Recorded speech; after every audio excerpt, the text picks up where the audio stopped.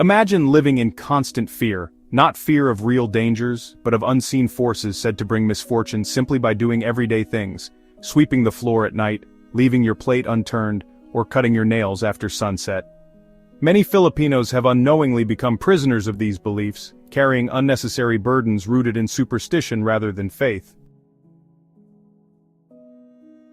Superstitions have long been woven into the cultural fabric of the Philippines, shaping how many perceive life, fate, and spirituality. From avoiding walking under ladders to fearing bad luck from breaking mirrors, these beliefs have been passed down from generation to generation. But is this reliance on superstition truly beneficial? More importantly, is it aligned with the Catholic faith that the majority of Filipinos profess?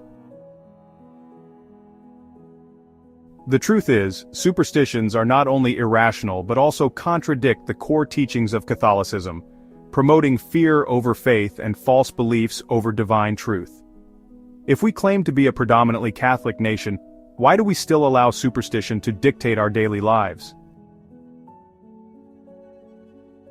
The Catholic Church teaches that faith must be rooted in God's wisdom, as revealed through Scripture and sacred tradition. Superstitions, however, divert people from trusting in God's providence, replacing divine truth with baseless fears and rituals. For instance, believing that one must say tabi tabi po to unseen spirits before passing a tree suggests a misplaced fear of spirits rather than faith in God's protection. Similarly, practices like carrying lucky charms or consulting fortune tellers undermine the Catholic belief that God alone is the source of blessings and guidance. Superstitions thrive on fear of bad luck, curses, or displeasing unseen forces. Instead of encouraging a life of trust in God's love and mercy, they instill anxiety and uncertainty. Many Filipinos hesitate to start important tasks on Fridays because of malas, bad luck, or refuse to open umbrellas indoors due to unfounded fears of misfortune. This mindset creates an unnecessary burden, leading people to rely on rituals instead of trusting in God's divine plan. Psychologically, this fosters an unhealthy outlook on life, where every unfortunate event is attributed to a broken superstition rather than natural causes or personal responsibility. It discourages critical thinking and cultivates an environment where people seek luck rather than hard work and prayer. Spiritually, it weakens the relationship between man and God. Jesus himself consistently preached against fear. In Matthew chapter 6 verses 25 to 34, he urges his followers not to worry about their future, reminding them that God provides for his people. One of the greatest dangers of superstitions is their ability to be used as tools for manipulation. Throughout history, people in positions of power have exploited superstition to maintain control over others. Some fortune tellers and so-called spiritual guides take advantage of the fears of the desperate and the hopeless, convincing them to pay large sums for blessings or rituals to remove bad luck. Even in Filipino politics, superstition plays a role, with some politicians consulting mystics before making major decisions.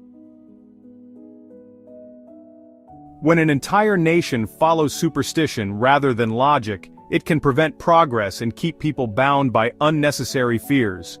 It is time to wake up and realize that only God has power over our lives, not lucky charms, not rituals, and certainly not superstition. To fully live out the Catholic faith, Filipinos must reject superstitions and embrace a deeper, more authentic trust in God. Instead of seeking signs and omens, they should turn to prayer, the sacraments, and the teachings of the Church.